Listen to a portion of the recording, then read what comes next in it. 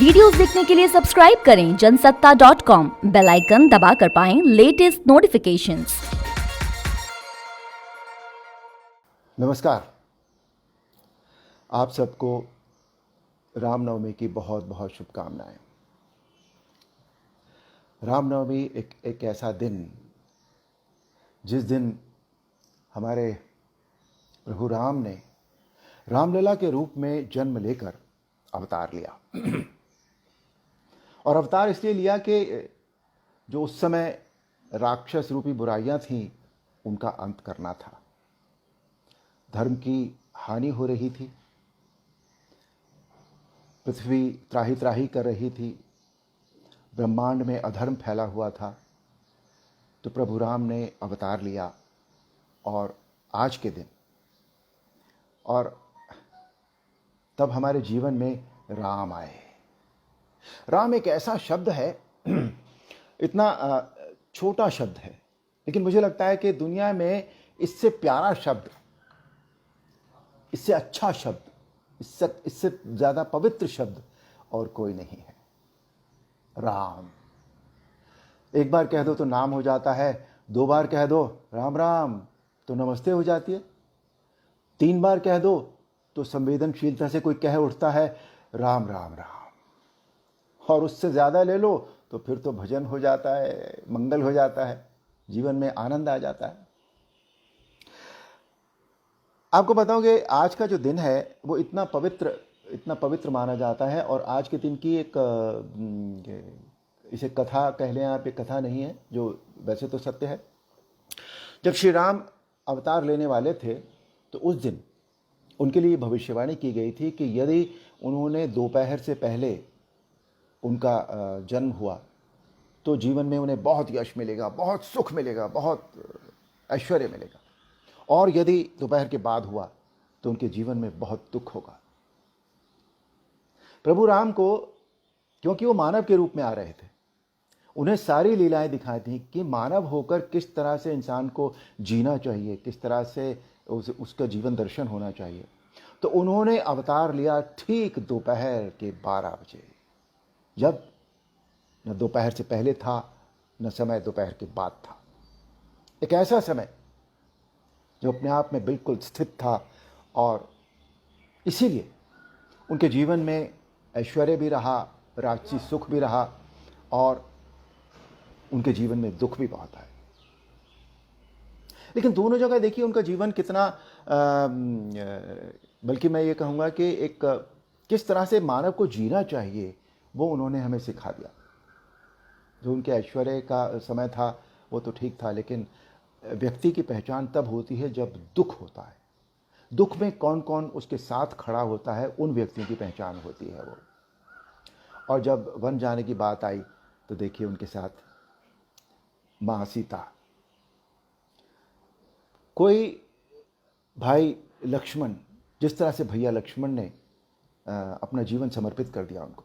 ये कहते हैं कि 14 वर्ष के वनवास में लक्ष्मण जी, एक पल के लिए भी लक्ष्मण जी ने विश्राम नहीं किया था। माँ सीता के बारे में आप जानते ही हैं। श्री राम ने भी अपने जीवन में कितने उन्होंने कभी किसी को बदलने की कोशिश नहीं की। श्री राम ने, ये एक बात देखिए कितनी इंपॉर्टेंट है, उन्होंने ऐसे उदाहरण स्थापित कर दिए कि जिनको देखकर सब कुछ सीखा जा सकता था। एक मित्र का उदाहरण रख दिया, एक पुत्र का उदाहरण रख दिया, एक पिता का उदाहरण रख दिया, एक पति का उदाहरण रख दिया उन्होंने, एक सखा का, एक भक्त का, सबका उदाहरण उन्होंने रख दिया। अगर सामाजिक समानता की बात भी आज देखें ना, जो अपने रिश्ते होते हैं जैसे पति पत्नी भाई, ये सब तो कहते हैं कि भाई चलो अपने होते हैं, लेकिन जो पारिवारिक रूप से अपने नहीं होते उनके साथ क्या रिश्ते होते हैं देखिए। निषाद राजगुह के साथ का रिश्ता देखिए, उनका सामाजिक समानता का संदेश दिया उन्हें गले लगाकर। शबरी के पास चले गए तो छुआछूत, जात पात, ऊंच नीच, ये सब मिटा दिया, उसके झूठे बेर खा लिए। हनुमान के साथ देखिए, सुग्रीव के साथ देखिए, किस तरह से उन्होंने अपनी मित्रता निभाई। तो श्री राम हमारे जीवन में वो हैं जो हमें सब कुछ सिखाते हैं, और हम यदि उनके बताए हुए मार्ग पर चलें, आई कैन अंडरस्टैंड कि मतलब पूरा हो सकता है हम उनके मार्ग पे न चल पाएँ, हैं, पर अगर हम थोड़ा बहुत भी उनका अनुसरण कर सकें तो उन्होंने जो हमें दिया है वो हमारे जीवन को सुखी करने के लिए, हमारे समाज को सुखी करने के लिए, हमारे देश को सुखी करने के लिए, विश्व को सुखी करने के लिए बहुत है हमारे पास। ये है, आज ऐसे प्रभु राम ने हमारे जीवन में अवतार लिया और आज चारों तरफ देखिए मंदिर, हमारा श्री राम का मंदिर बन रहा है। बरसों की जद्दोजहद के बाद, हजारों भाई बहनों का बलिदान हुआ, तब आज हमें ये दिन नसीब हो रहा है देखने के लिए। तो हम इसमें, सबको पता है कि हम तन मन का धन का सब सहयोग दे रहे हैं। और आज के दिन देखिए, अगर आप आंख बंद करके आज इमेजिन करें तो आप ये सोचिए कि अयोध्या में इस समय, उस वक्त की अयोध्या में जब प्रभु श्री राम अवतार ले रहे थे तो क्या हो रहा होगा।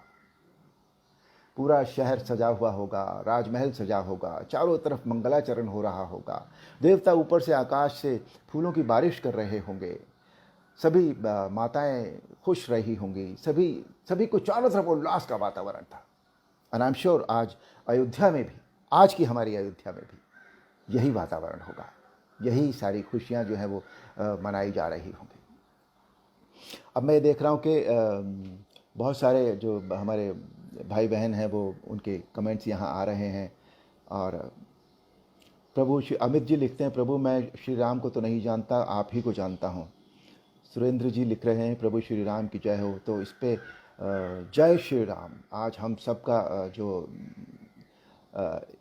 कुछ लोग कहते हैं कि ये नारा है, मैं नहीं मानता कि ये नारा है। ये हमारे जीवन का उद्घोष है जो हमें जीवन देता है, हम सबको, ये वो नाम है।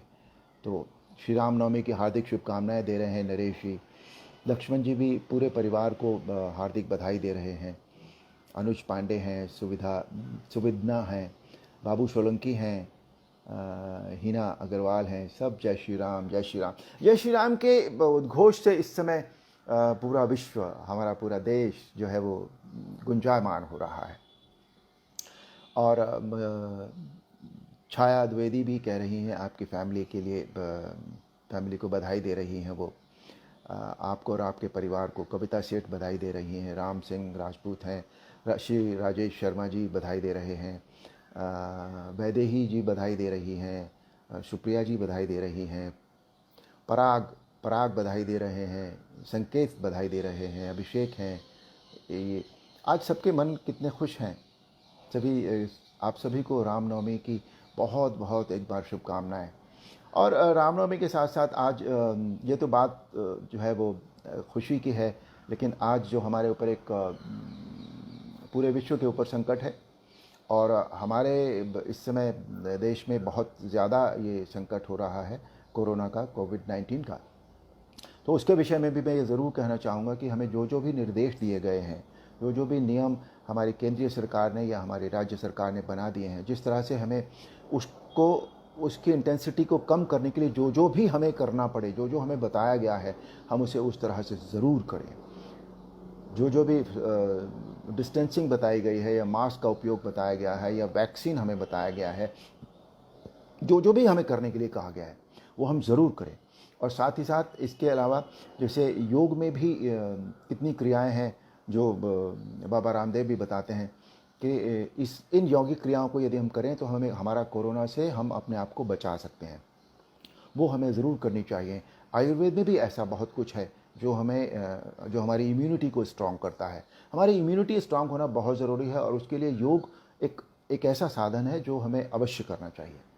तो आज जो हमारे ऊपर संकट आ गया है और ये संकट इस समय बहुत ज़्यादा गहराया हुआ है कोविड का, तो हम सबको ध्यान रखना चाहिए, अपने परिवार का, अपने आसपास का, सभी का, क्योंकि एक व्यक्ति के करने से नहीं होगा ये।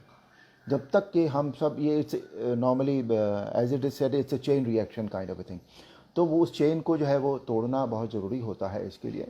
तो उसके लिए जो भी हमारी राज्य सरकारें कह रही हैं या जो भी एडमिनिस्ट्रेशन हमें बता रहा है वो हमें ज़रूर करना चाहिए। और हम हर समस्या से जूझते हैं, हर समस्या से अपने आप को हम उबार कर ले आते हैं हमेशा, और इस बार भी हम ऐसा ही करेंगे। ये हो सकता है कि हमें इसमें थोड़ा समय लग रहा हो क्योंकि इंटेंसिटी बहुत बहुत बहुत ज़्यादा है।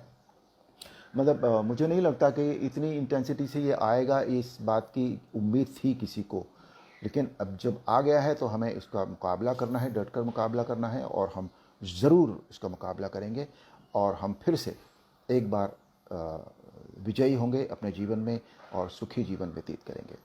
तो आज रामनवमी के दिन मेरी आपसे यही प्रार्थना है कि कोविड से अपने आप को बचा कर रखें और जो भी हमें बताया गया है हम उसका ध्यान रखें।